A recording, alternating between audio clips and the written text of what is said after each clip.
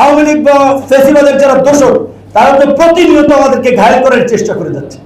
এখন আমি সরকারে আছি বিএনপির সাথে, তাই স্বাভাবিকভাবেই এখানে দেখে যে আমাদের এখন অপোজিশন রাজনীতিতে যারা আছে, যদি একসময় আমরা একসাথেই ছিলাম, একসাথে বলতে এক লাইনই রাজনীতি করেছি সে সময় ফ্যাসিবাদ হটানোর জন্য, এখন একটা রাজনৈতিক প্রতিযোগিতা আছে, তারা স্বাভাবিকভাবেই নেতিবাচক মন্তব্য করে বিভ্রান্ত করে মানুষকে ডিমোটিভেট করার চেষ্টা করবে।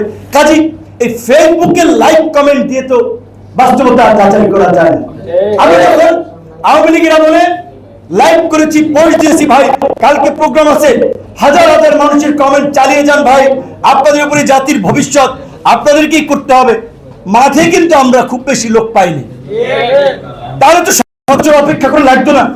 ঠিক, তাহলে কথা হচ্ছে কেন এসেছিল, কারণ মানুষ ওই যে বলে মানুষের যখন পিঠ দেয়ালে ঠেকে যায় তখন তো আর পেছনে যাওয়ার সুযোগ থাকে না, সামনেই যেতে হবে, কামান থাকুক বন্দুক থাকুক।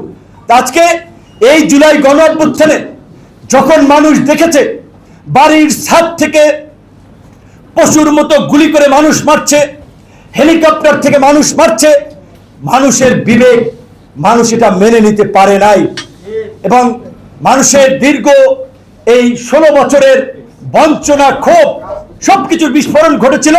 মানুষ মনে করেছিল এই ফ্যাসিস্টের বিজয় ব্যতীত এই দেশের মানুষ নিরাপদ নয়, মানুষের কল্যাণ সম্ভব নয়, এই রাষ্ট্রকে একটা সভ্য গণতান্ত্রিক রাষ্ট্র হিসেবে বিনির্মাণ করা সম্ভব নয়। মানুষ নেমে এসেছিল, যারা নেমে এসেছিল তারা চাকরির জন্য নেমে আসে নাই, মন্ত্রী এমপি হওয়ার জন্য নেমে আসে নাই। আপনারা জানেন যারা মারা গেছে তার মধ্যে প্রায় আপনার শখানেকের মতো আছে শিশু, প্রায় 400-র মতো আছে সাধারণ একেবারে শ্রমজীবী, হকার, ড্রাইভার, এই রকমের শ্রমিক ক্যাটাগরির মানুষ, উল্লেখযোগ্য সংখ্যক ছাত্র, যুবক, তরুণ, তারা তাদের বিবেকের তাড়নায় ওই প্রতিবাদে সামিল হয়েছিল।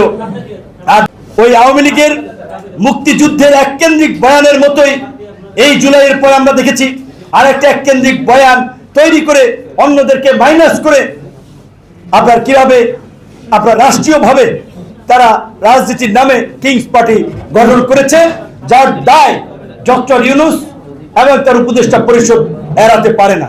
যাই হোক, আমি শেষ করতেছি এটা বলে যে পেশাজীবী অধিকার পরিষদের নেতৃবৃন্দকে আমি এটাই বলবো, আপনারা ধীরতার সাথে সামনে এগিয়ে যান। ওই যে এক্সাম্পল বলেছি 52 থেকে 69, 69 থেকে 71, উইদিন 3 ইয়ার্স 90, 2008, 2024। কাজী এই দেশের রাজনীতিবিদদের এক্সাম্পল বা অতীত ইতিহাস বিশ্লেষণ করলে দেখা যায় ইতিহাস থেকে অনেকেই শিক্ষা নেয় না, যার ফলেই বারবার সংকট তৈরি হয়, জাতীয় সংকট তৈরি হয়। তো সামনে বর্তমান যদি আমাদের রাজনীতিবিদরা ইতিহাস থেকে শিক্ষা না নেয় সামনে, তাহলে অতীতের মতোই বিভিন্ন ঘটনা ঘটবে। তো কাজী সেখানে পেশাজীবী অধিকার পরিষদকে আমি মনে করি এখন থেকে যদি আপনারা একটা কার্যকর ভূমিকার মাধ্যমে একটা ভালো রাজনীতি জনগণের সামনে তুলে ধরতে পারেন, মানুষ সেই দিকে আকৃষ্ট হবে। গণ অধিকার পরিষদকে আপনারা সেক্ষেত্রে সহযোগিতা করতে পারেন।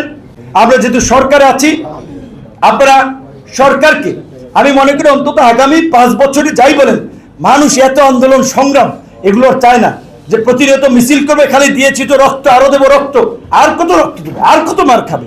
এই শেখ হাসিনা ফ্যাসিস্ট ছিল, তাকে হটাইছি, এখন কে কার বিরুদ্ধে আন্দোলন করব? এখন তো আমরা যারা হাসিনাকে একসাথে হটাইছি তারাই। সুতরাং এই উস্কানি যতই এই সমস্ত ফাঁদে মানুষ পা দিবে না।